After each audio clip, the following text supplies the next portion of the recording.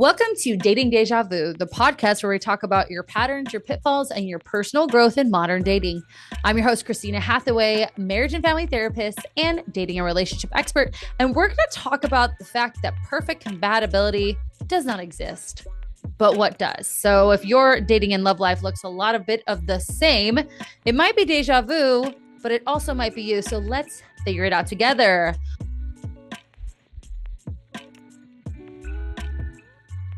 What is up, Deja Crew? Hope you guys are doing well. Welcome back. Love you guys. Welcome everyone who's come over from TikTok. We have had the most amazing response on TikTok. If you're not following us, please do at Dating Deja Vu. So yeah. So today we're going to talk about something that a lot of people get stuck on, this idea of perfect compatibility. You know, the person that finishes your sentences wants the same thing at the same time as you, never wants to fight with you, magically just gets it, right? Yeah. That person doesn't exist. That person does not exist. But you are on the pursuit of waiting for this unicorn to show up, and that is keeping you single, or what I like to say, stuck in a fantasy. I have a mutual friend that has been single for a very long time. And this is the idea. It needs to be this perfect compatibility.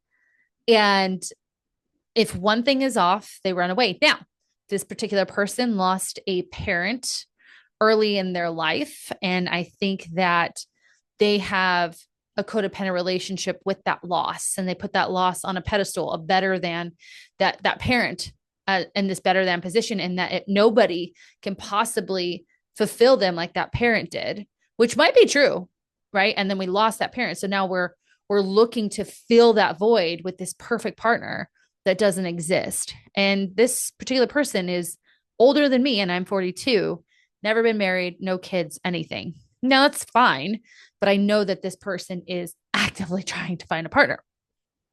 So let's talk about the myth of perfect compatibility. So we get this idea from rom-coms, from Disney, from social media, right? Very curated dating profiles. My girlfriend, my co-host on my other podcast says, you know, it's funny what people do is like, you'll watch your friend on their vacation to Costa Rica with their partner, knowing that your friend just told you like they're filing for divorce. But if you don't remind yourself, like she's filing divorce when she gets back, you're like, wow, look how great they are together. Right.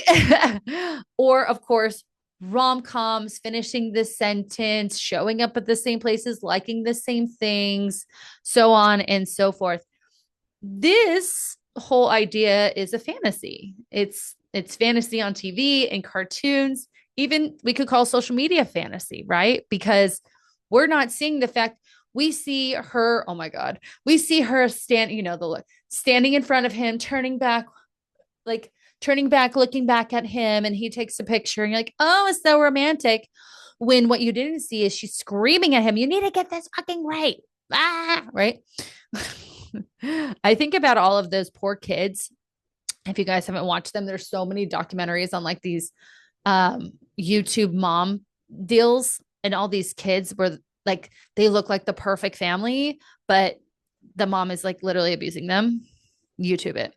So the fantasy says, if I meet the right person, it will be effortless. It will be effortless. It will be easy. I don't want to talk about that one. It will be whatever. Enter fantasy word that you have. But the reality check is every relationship, yes, even the healthy ones, do require some effort. They require repair, and they require growth. They also require difference. My husband and I are not very different. We're different enough that we have our own identities, and the same enough that we enjoy each other's company. And I think that's important. He doesn't, and interestingly, through each other, we have kind of blended our identities as singles to an identity as a couple, where when he was single, he was much more conservative, where I'm more liberal. I am Hispanic. I am the daughter of a blind man who has a disability, obviously. I've worked in different levels of like government agencies as a therapist. I worked in child crimes. I worked with the Center for Missing and Exploited Children. I've done all this shit, right? As a therapist. So I have a different experience in life, right? Whereas my husband, he grew up in a country club. He had a pretty unscathed life. Didn't have a lot of conflict, not necessarily a good or bad thing. Leaned more conservatively. But now, as he's experiencing life from my lens and I experience life from his lens, we've kind of blended in the middle. And the middle, obviously, politically doesn't necessarily exist, but hopefully one day it will. So, compatibility, coming back to it, is often confused with like sameness, with comfort level, with like that instant connection we often talk about on this show. But those things are often masked as like a deep misalignment, right? And if you're stuck in that fantasy, it's a love bombing. Like you might even be stuck in a love bombing situation, but you're in this fantasy of perfect compatibility. And some of these people know what the fuck to say to you. They know exactly what to say to you. Perpetrators love someone who is looking for Prince Charming or, Mrs. Right. They love to prey on you. So I have two stories about this from client perspective. One client, we started a list of what she would like in a man, non-negotiable list. Family oriented, driven, prioritizes us, me, our future, integrity, someone with strong character, romantic, self-aware, communicates effectively and actively, respectful, is gentle yet masculine, a solid moral compass where we believe in the same fundamentals and values, reliable, loves to go on adventures, is affectionate, sincere, and truthful and honest, compassionate, is empathetic towards me and others, kind and caring, confident yet humble, curiosity for life. Great non-negotiables, right? Now, if this particular client was dating, and not saying this client, but just using like an example of her non-negotiable list, if one thing was off from there, she'd be like, nope, not compatible. Now, this particular client and I work on everything I talked to you about. So she's not going to do this, but that's just an example. Oh, he's, maybe he's not as romantic, right? Maybe he is not doing the things you saw on, I don't know, Love Actually. I don't actually think I've ever seen that movie. And you think, well, that's not romantic enough. He's not, nope, not compatible with me. He doesn't meet my non-negotiables. You're missing out. Like I read all those non-negotiables. And if one or two are not the thing, you're doing pretty freaking good. You're doing pretty freaking good with that. The other one is a flip where I have a client who shows up so perfectly in the beginning of relationships because in her life, and we've done some work on this, she's felt like a doll that people just take out and play with. And it looks good and pretty and all of the things. And then they put her back on the shelf and they don't see her until they want to play with her again. That is something she's felt in her life through her own traumas and, things she's gone through. So in relationships, she shows up as that perfect doll. I think of, if you're a dancer, I dance in the Nutcracker, and you have these dolls that come out. One's like as a Nutcracker and the other one's like a doll. And she just stands there with like a permanent smile. And that's what I think of my client coming out as in relationships. And she will morph and do all the things to make that guy, she's a heterosexual female, make that guy fucking fall in love with her, thinking it is perfect compatibility because she will just do all the things that he wants to hear and do and this, and she's gorgeous, right? But what happens? She becomes human again. And he's just like, what the fuck? And usually because he's in this codependent place, he can't handle her humanness and stuff happens. Now, obviously, we're working on that. Okay.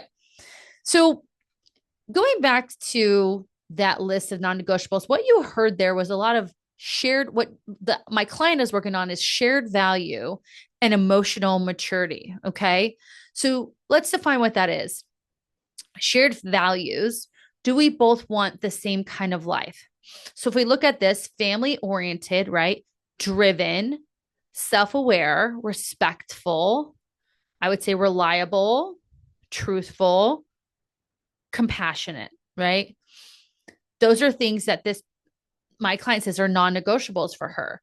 Do we want the same kind of family life? Do we want the same career? Or not the same career? Do we have the same stability in career? Do we want someone who's super driven in their career? Are we like my husband has been in the same job since we met. We actually met the week that he was going to start that job. And this job is our consistent, right? He continues to move up with not even move up in the company. He just continues to be a great, reliable person for that company. And he is compensated well for that, which is wonderful. And I, on the other hand, am a bit more of the like hustler, like driven business owner. However, there's still that like my consistency comes from showing up every day, doing the work, all the things. So there's that level of compatibility in regards to our shared values. So again, family, career, the pace, pace of how you're moving, pace of your life, your lifestyle, right? And then emotional safety, as we've talked about, do you feel safe around them? Do you feel like you are calm around them, or are you walking on eggshells? Do you feel like you can express what you need around them? Are you safe to just be silly and goofy and creative and talk about dumb stuff? Like Mark and I, what were we talking about the other day? So I went down the rabbit hole of like, I was watching Spooky Scary Storytime. Shout out to Ashley Inc. Just started the podcast on this. Follow her on TikTok. Love you. I was watching Spooky Scary Storytime and they were talking about the Matrix, the glitch in the Matrix. And then we got in this conversation about the glitch in the Matrix and all this stuff. And like anyone else would think I'm freaking crazy, right? But he's like, whatever. Like he talked about it too. And we had a whole conversation. The other thing too is how does this person like resolve conflict? Conflict doesn't necessarily have to be a fight. Early on when you're dating, conflict could be that the restaurant got their order wrong, or you're a little bit late because of whatever reason, or you have to change plans. These are very common things in the first parts of dating. How do they handle that, right? Do they respond well when things go wrong? Are they passive aggressive? Are they aggressive? Red flag. Also passive aggressive, red flag. But are they aggressive? Bright red. How do they handle those things? Did they say, what a stupid idiot when the waiter walks away? Red flag. Treat your servers and your bartenders nicely. Make sure to tip your bartenders and waitresses. Thank you. Okay, so we have shared values. Do you both want the same kind of life? Emotional safety. Do you feel calm around them? Conflict resolution, and then willingness. Not willingness to be the same, but willing to meet you in the middle and meet each other where you're at. Okay. Compatibility is a built thing over time, not found. Just like I talked about, my husband and I blended together. What we had that was compatible was more of our own needs, right? So you don't need someone just like you. You need someone who respects you, someone who grows with you, and someone who knows how to repair when things get tough. So let's talk about why chasing perfect keeps you stuck. So obviously you become hypercritical, right? You start to, swipe right and left for the wrong reasons. So what I mean by that is, you're looking solely based on someone's description in their dating profiles, their pictures in their dating profiles.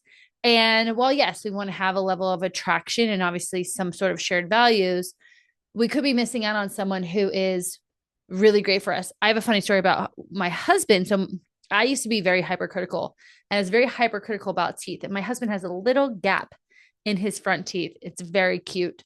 But back in the day, no, you would not even, nope. But I was like, my really good friend at the time's husband had a gap and he's a really great guy. I'll just swipe on this guy, and we matched. And now you know what happened, right? So if I was super hypercritical, like has to have perfect teeth or belt has to match the shoes, which luckily it did, I would have swiped right and missed out on an opportunity with him. One thing you'll hear on every episode here is you confuse the peace, the calm with boredom, right? Or lack of a spark. And that obviously will cause you to self-sabotage or just leave the relationship altogether. And that keeps you stuck. You mistake, again, the butterflies for chemistry when that's usually just anxiety, right? When you're moving too quickly, that you are a runaway truck and there's not one of those ramps, you know what I'm talking about, on the side of the highway. You are gone, girl, or guy, but you keep continuing to chase the butterflies in your runaway truck, right? Your brakes are off, but we're still chasing. Okay. So if you keep dating the same type of person over and over again, it will keep ending badly. Like, duh, that's what this podcast is about. And we need to continue to stop confusing compatibility with familiarity or what we're comfortable with, because as we've learned, familiarity for you is probably not safe. It's that chaos, right?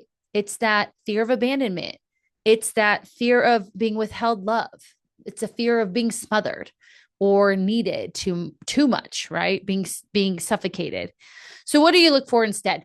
So as you've kind of already heard, we want to look for shared goals, right? We want to look for shared goals, especially long-term goals.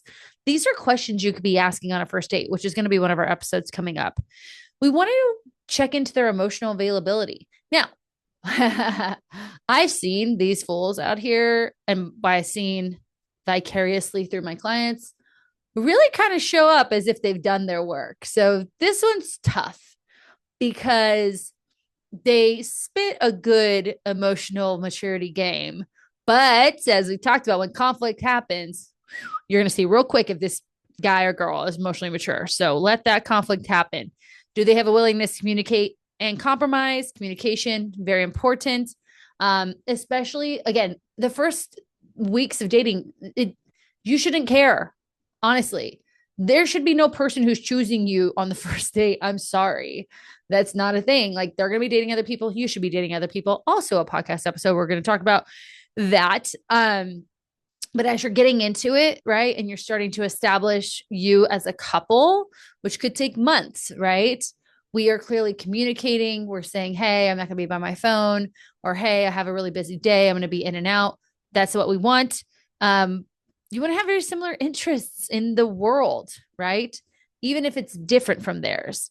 So what my and my husband connect on when it comes to social things is truly like balance, right? Creating balance. And really we agree a lot on like financial stuff, which you wouldn't think we would, because he has leaned conservatively, but we do. And it's interesting once you actually have those conversations that there's a lot of similarities and there are differences.